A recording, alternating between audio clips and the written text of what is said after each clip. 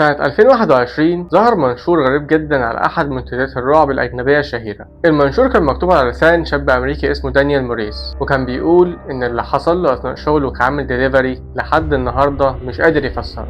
الغريب إن في ناس كتير جدا علقت على قصته وقالوا إن التفاصيل مرعبة زيادة عن اللزوم عشان تكون متألفة بالطريقة دي. والحكاية كانت كالتالي: دانيال موريس كان بيقول أنا اشتغلت دليفري حوالي 3 سنين، واللي اشتغل الشغلانة دي قبل كده عارف كويس جدا إن أغرب حاجة فيها إنك تشوف بيوت وأماكن محدش طبيعي يروحها أصلا، ناس غريبة، شوارع فاضية، وطلبات الساعة 3 الفجر. بس اللي حصل الليلة دي كان مختلف تماما. كان يوم 14 نوفمبر 2019، الجو كان ساقع جدا بشكل غريب جدا، والدنيا كانت بتمطر من المغرب تقريبا. كنت شغال شيفت ليلي في مطعم بيتزا صغير في ضواحي اوهايو، وحوالي الساعة 12 و40 دقيقة بعد منتصف الليل جه اوردر غريب جدا للمطعم. طلب بسيط جدا: بيتزا جبنة عادية وازازة مية. بس الغريب كان في العنوان كان في منطقة قديمة بعيدة شوية عن المدينة. الغريب بقى ان السيستم عندنا علم على الطلب بعلامة حمراء صغيرة، وده معناه ان العميل دفع كاش ومفيش رقم مؤكد للتليفون بتاعه. الموضوع ضايقني شوية بس عادي،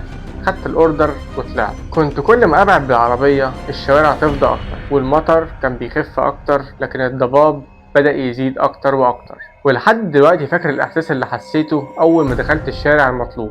الشارع كله كان ضلمة ومفيش غير عمود واحد بس شغال، كان بيطفي وينور كل شوية، والبيوت نفسها شكلها قديم جدا كأنها متسابة من سنين. وصلت قدام البيت المطلوب، وكان أسوأ بيت في الشارع كله. البيت كان دورين خشب قديم ومتآكل جدا، الشبابيك كانت سودا، والجنينة كلها حشائش طويلة. وبصراحة أول حاجة جت في دماغي إن محدش عايش هنا أصلا. رجعت العنوان أكتر من مرة، بس فعلا هو ده البيت المطلوب.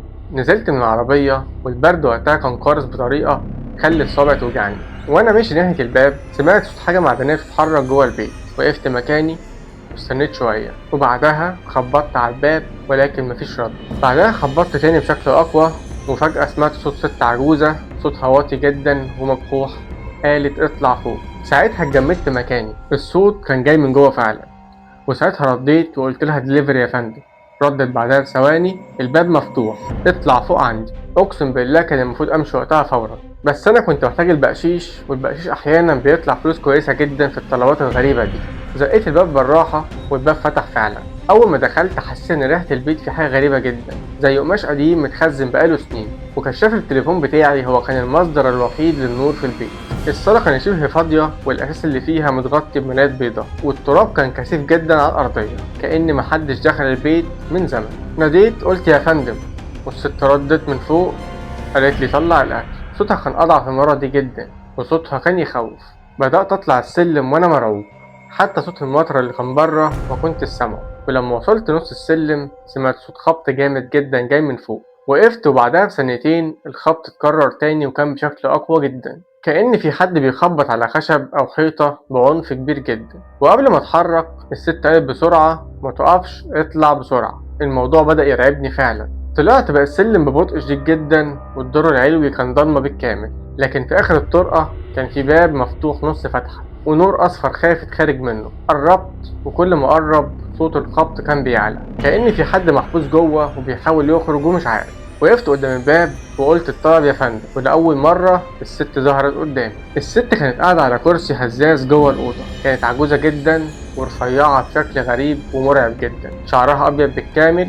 لكن اللي خوفني فعلا إنها ما كانتش بتبصلي، كانت مركزة على الباب اللي كان بيطلع منه الخبط. سألتها حضرتك كويسة؟ ردت بكل هدوء: حط الأكل وامشي. وفجأة الخبط بقى أعنف بشكل غريب، لدرجة إن الباب نفسه بدأ يتهز. وفي نفس اللحظة سمعت صوت نفس تقيل جدا، كأنه حيوان ضخم بيتنفس ورا الباب.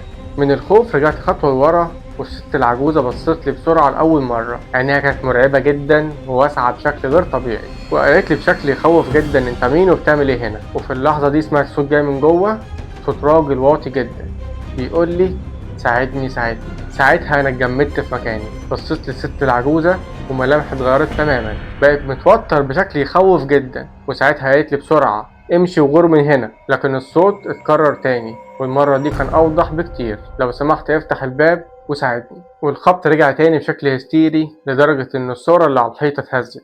أنا حرفيا حسيت إن لو فضلت هنا ثانية كمان هيحصل لي حاجة. رميت البيتزا على الأرض وطلعت جري على السلم. وأنا نازل سمعت الباب اللي فوق بيفتح ببطء، لكني ما بصيتش. كل اللي أنا فاكره إني سمعت صوت خطوات تقيلة جدا وكانت بطيئة جدا جدا. وصلت الباب الرئيسي وأنا شبه بترعش، ولما خرجت لفت نظري حاجة خلتني أتجمد. كل شبابيك البيت كانت ضلمة ما عدا شباك واحد بس، وكان في واحد واقف فيه طويل جدا جدا، طويل بشكل مش طبيعي. كان واقف ثابت وبيبص عليا. ركبت العربية وهربت فورا، وأنا بسوق فضلت أبص في المراية كل شوية. كان عندي إحساس إن في حاجة خرجت من البيت ومشيت ورايا. اليوم اللي بعده حكيت لمديري كل اللي حصل. الغريب بقى إن مديري سكت شوية وقال لي: أنت متأكد من العنوان؟ ساعتها قريت الطلب ووشه اتغير جدا. قال لي: أنت إيه اللي وداك البيت ده؟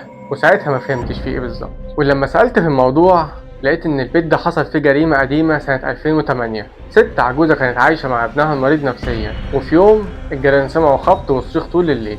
ولما الشرطة دخلت البيت لقوا الست العجوزة ميتة وابنها اختفى تماما، ومن بعدها البيت ده اتقفل تماما. الغريب بقى ان رقم البيت ده نفسه اتشال من سجلات التوصيل القديمة بعد ما شكاوي كتير جت من مندوبين الطلبات اللي قالوا ان البيت ده فيه اشباح وحاجات تخوف كتير.